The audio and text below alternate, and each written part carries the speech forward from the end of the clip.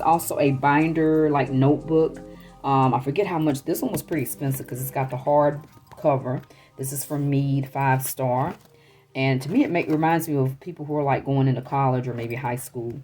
But this is when I was studying for my CCRN. I had so much stuff. Look how thick this got. So if you want to know the meaning of extraordinary, what extra you have to put into studying for the NCLEX, this is an example. This was a terribly hard exam.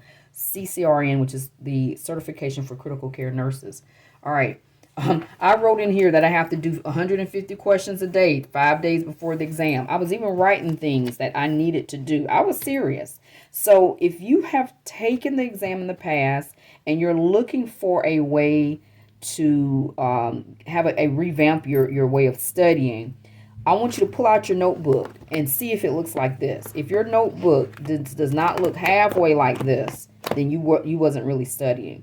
If you were just doing questions is helpful, but doing this and questions, because mind you, I was doing questions online and I had my notes because that's the only way I could remember. When you do use tactile writing, your eyesight, seeing, your audio, talking it out, when you use the majority of your five senses, other than actually having like hands-on with like the clinical skill portion or being able to see or smell it in real life, but when you use most of your five senses, you understand the material better than most.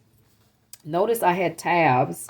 This is where my tabs came in handy for your binder as well as for your planner. I had tabs to separate the sections. So if I was on CV was cardiovascular, because cardiovascular was very, very heavy on the CCRN exam. So I have all this, and this is what I teach people when they're coming to me to have help for the CCRN exam.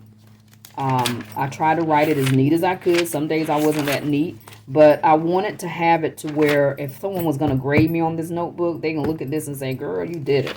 Or if I needed to teach somebody from my notebook, it was just that organized. All right, so this was CV. Now, when I had this kind of paper, I was probably at work. I just took paper at the printer and I started writing. I got busy. I did a question. I might have did like 2 or 3 questions at work. I wrote the question. You know, I even got that detail. You don't have to write questions, but that's what I was doing because I just want to remember what types of things they were asking me. So when I had like the printer paper, I was probably at work. When I had notebook paper, I was at home.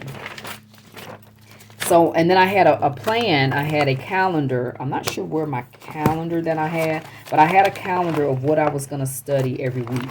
So all this was CV because it's just so much. Then look, oh, let me show you this, guys. The other thing you want to have is some note cards.